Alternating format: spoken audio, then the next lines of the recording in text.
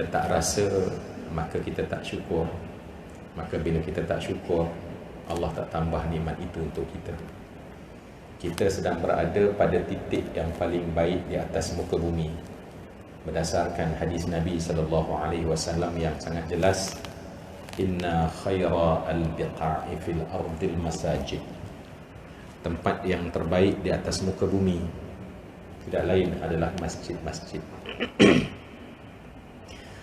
Dan kita bersyukur kerana kita dijemput lagi oleh Allah. Dan kemudian masjid ni bukan sekadar kita duduk hadir untuk solat, tetapi rasa untuk i'tikaf, rasa untuk i'tikaf ataupun rasa untuk duduk lama dan rasa tenang lama dalam rumah Allah, itu juga tuntutan. Ada orang boleh dapat melaksanakan tuntutan datang ke rumah Allah solat. Lepas solat tidak ada kekuatan untuk duduk i'tikaf.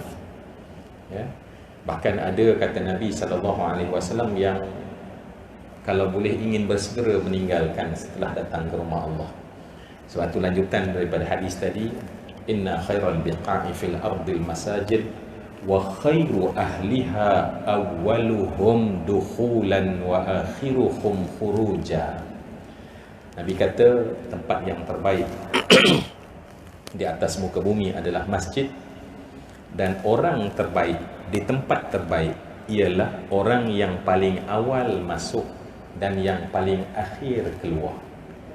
Maknanya ialah orang yang rasa tenang untuk duduk lama, ada stamina untuk duduk lama. Dan ini juga kita syukur kehadiran Allah. Kita harap bila kita syukur, Allah janjikan la azidannakum, Allah akan tambah benar-benar nikmat ini kepada kita, sampailah kita jadi benar-benar orang yang disebutkan oleh Nabi di kalangan 7 kelompok manusia yang akan duduk di bawah lindungan arasy Allah. Sab'atun yudhilluhumullahu fi dhillihi yawma la dhilla illa dhilluhu.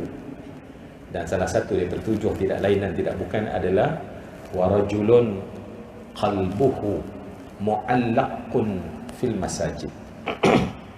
Ialah lelaki yang hatinya tergantung, mu'allaq, tergantung di masjid. Jadi tak mungkin kita akan rasa boleh tergantung hati di masjid kalau kita tak rasa senang untuk duduk lama.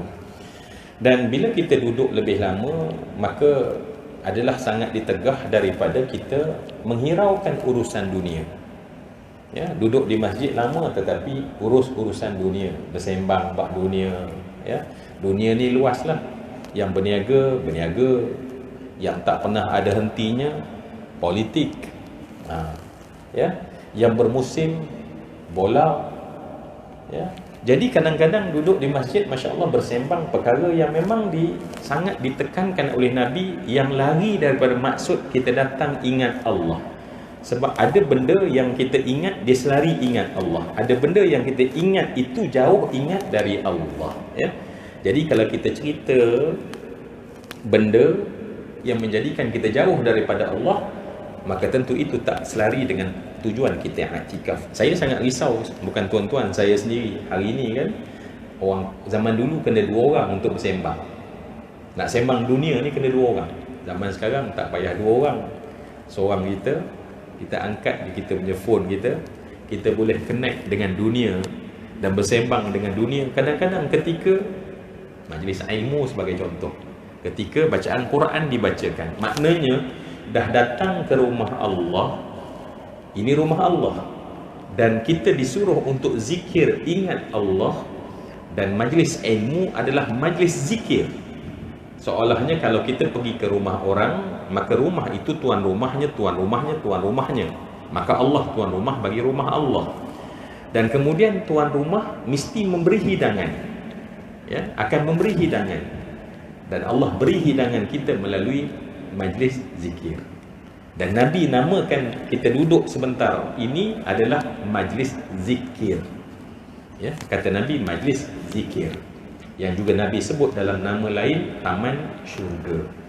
Jadi semua yang dikasih sekalian, saya bukan nak menyebut kepada tuan-tuan yang saya sayangi, saya hormati, kasih, tapi saya menyebut pada diri saya sendiri, kerana kadang-kadang Dek kerana berulang-ulang kita buat sesuatu kebaikan, kita tak dapat, kita terlepas pandang dia punya kelebihan yang memang Allah berikan secara khusus kepada kita.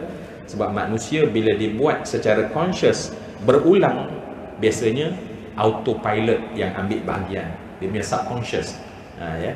Bila autopilot, maknanya kita masuk sedar-sedar dah habis, kerana bukan secara consciousnya tetapi secara subconscious, ya.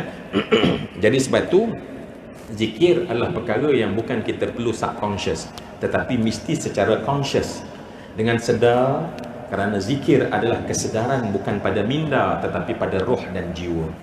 Semua yang dikasih sekalian, alhamdulillah, banyak yang kita nak alhamdulillah pada Allah. Hari ini kita baru selesai melepasi batas 10 Muharram. Ya, 10 Muharram kita bersyukur kepada Allah Subhanahu Wa Taala. Hari yang sangat istimewa, hari yang sangat istimewa dalam setahun kita baru lepasi. Dan Nabi SAW sangat menggalakkan, ya, seperti yang dilakukan oleh mereka-mereka yang beragama. Dan nanti Nabi bezakan dengan agama lain dan agama kita. Maka Nabi sangat suka bila hari baik sebegini, maka Nabi menggalakkan berpuasa.